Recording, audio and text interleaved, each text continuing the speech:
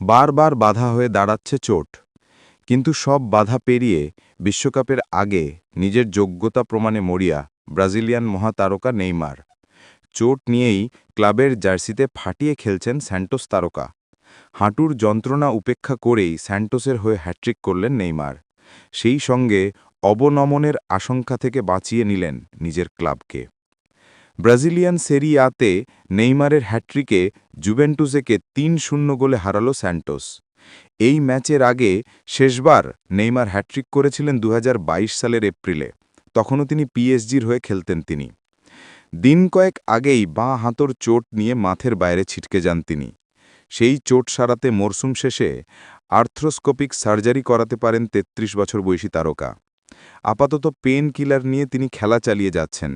উদ্দেশ্য দুটি: এক, নিজের ক্লাবকে রেলিগেশনের লড়াই থেকে টেনে তোলা। ২, নিজের জন্যে বিশ্বকাপের দরজা খোলা। আপাতত প্রথম কাজটা তিনি করে ফেলেছেন। জুভেন্তুসের বিরুদ্ধে জয়ের ফলে অবনমনের খাঁড়া থেকে আপাতত অনেকটাই নিরাপদে স্যান্টোস।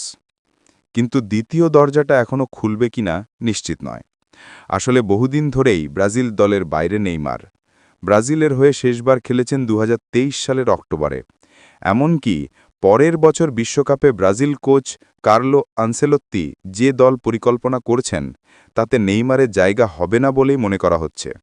২ বছরের বেশি সময় তার গায়ে বিখ্যাত হলুদ জার্সি ওঠেনি, যোগ্যতা অর্জন পর্বে ডাক পাননি।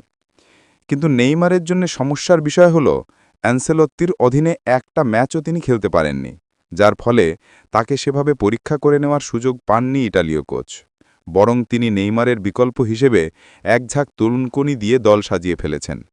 ফলে এরপর নেইমার ফিট হলেও আর তিনি ২৬-এর বিশ্বকাপে সুযোগ পাবেন কিনা সেটা নিয়েও প্রশ্ন রয়েছে।